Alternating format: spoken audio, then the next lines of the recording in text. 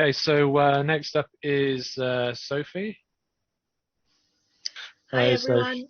everyone. Hello, hi, Sophie. Yeah, Hi. so yeah, Sophie is currently studying with the University of Derby it's on the IPGCE program.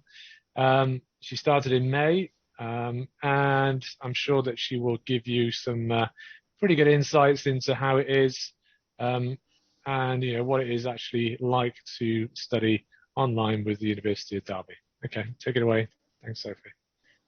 Yeah, so I started the course in May. I'm in my first module, week 8 out of 10. And so far I'm finding it really interesting and really helpful to me as a teacher. I came to China to start teaching in October 2020. And I had my TEFL and I had a master's degree, but it was in engineering, nothing education focused at all. Um, and I've been teaching for maybe 18 months when um, I realized that it wasn't a completely like stable industry because I was working in a training center. So I wanted something to really back me up in case I needed to move jobs, because I knew that I wanted to teach long term and have that be my full-time career. Um, so I was looking into different qualifications and what I could explore with those sort of options.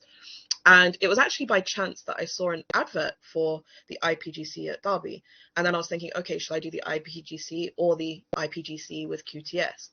Um, and for me, I wanted to carry on working. It wasn't really an option for me to go back to the UK to study. Um, so the IPGC was pretty perfect for me as well, because it allowed me to carry on working, and the schedule wasn't too bad. So the first question, how many hours a week do I need to put aside? Um, I think John was pretty on the hit the nail on the head when he said about 8 hours a week. Um, at the beginning, I'd say it's pretty light. We have weekly activities which take maybe like 5 hours a week, but you can get started with your research because there are two submissions. The first one is a formative assessment, and then the final grade for your first module is based on a summative assessment, which is a 4,000 word report. Um, and that requires a lot of research, which is actually a good thing because it allows you to develop the way you think about teaching. The current module that I'm doing is about curriculum design and development. And before doing this course, I didn't really think too much about the curriculum that I was teaching. And this module has allowed me to do my own research into that, um, to allow me to properly think about, okay, what am I teaching? Why am I teaching it? So like, not only am I gaining a qualification, I'm also developing my teaching skills in the way that I'm more introspective of the way that I teach and the content that I teach. So yeah, it's definitely around 8 to 10 hours a week, which is completely doable. I'm working full time at the moment, with 2 days off a week, and I can fit it into my schedule completely fine. There are webinars here and there, but they're all recorded. So if you miss one live, then you can always watch it back because obviously everyone's in different time zones. Um, so yeah, 8 to 10 hours, I would say, would be a good benchmark. The next question, if I am a science or math specialist, will it be tough? My degree was in engineering. So this is a pretty good question for me to answer. Um, if you, well, you probably would have done some kind of dissertation with your first degree. If you've done that, it's not too intensive. It's a lot of writing, but it's nothing that you wouldn't have done as part of your undergrad. It's a lot of research, but science, maths, any STEM subject requires a lot of research as well. It's a lot of reading, same again. Any STEM subject would have reading involved. So it's not too tough, especially seeing as you already need to be a teacher to be on this course. Like, you would have had some kind of background knowledge that will allow you to get through it. It's not too tough. Next question is, how is it helping me in the classroom? I already kind of touched on this. It's allowed me to really think about the content that I'm teaching. I mean, I'm only in the first module right now, and there are 2 other modules to complete. But even in the first module, I've noticed that I'm more inquisitive with what I'm teaching, how I'm teaching, the reason why I'm teaching, and also about the students' responses to those things. So it's definitely already impacted me in the classroom, and I've only been doing this course for 8 weeks now. So it's definitely useful. Will it make you more employable? Anecdotal evidence, but I would say it's proof. Yes. Basically, as soon as I put that I was enrolled on the IPGCE course at Derby, not even completed, just rolled, as soon as I put that on my CV, I had a number of job interviews from bilingual and international schools in Shanghai, and other cities in China. It 100% makes you more employable. Like I said, I've been working in a training center, which I know is kind of a first step for a lot of teachers in China. And with an IPGCE, it really puts you to the top of the list in terms of hiring.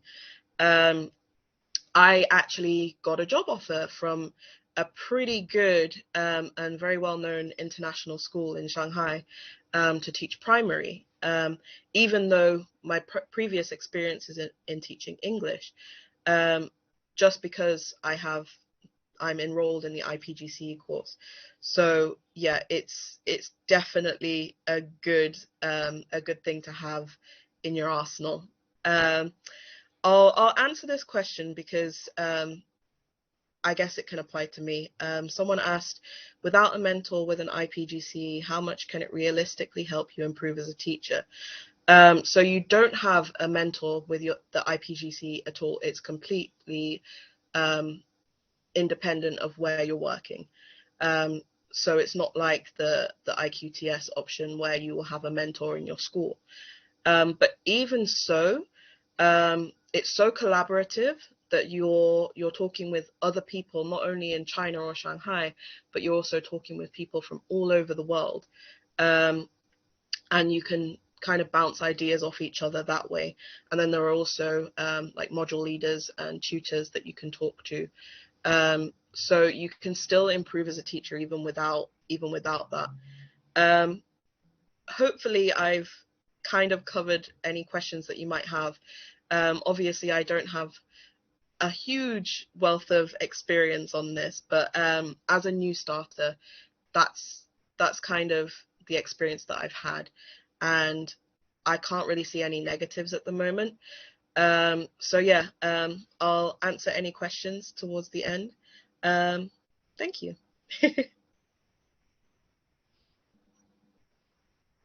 Thank you very much, Sophie. That was really good, actually, and I'm really pleased that you actually touched on the mentorship parts, which I think a lot of students do really get.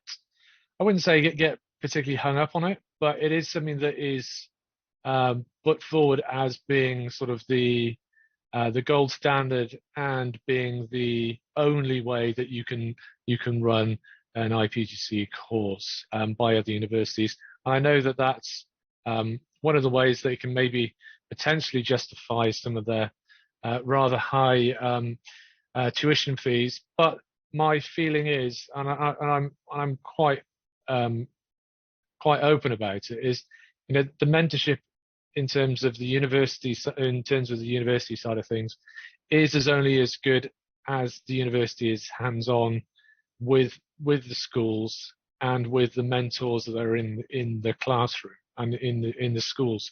So if the university, and at the moment with borders closed, the universities realistically can't be hands-on, for the best will of the world, if you think that speaking to somebody a couple of times a year on Zoom is hands-on and is what should be happening in terms of a fully involved mentorship program within a university, then I think really it's not really good enough. And the University of Derby is very, very honest in what it provides. It doesn't say it provides things that it doesn't that it says it provides.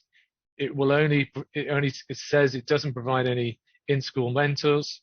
And it doesn't. And a lot of the other universities do say that they do that, but I wouldn't say that at the moment, especially with the borders closed, it is a particularly successful and sort of worthwhile pursuit. On an aside note as well, I know that many schools, especially the likes of Wellington and Dulwich and YK Power, they actually have a mentorship program for new staff coming into their school groups that are set up. This is correct. That are set up with. Yeah. So, as Sophie she didn't say, she's going to Wellington, and they do have this program, and a lot of very, very good schools have these programs in place. So you don't really need to worry about the universities providing it. Okay, if you're in a good school and you're a relatively new teacher to that school, and you're in a good school, somebody will be looking after you. That's the bottom line. So don't worry about the mentorship. It is, to a certain extent, it's not really the be all and end all of doing the course.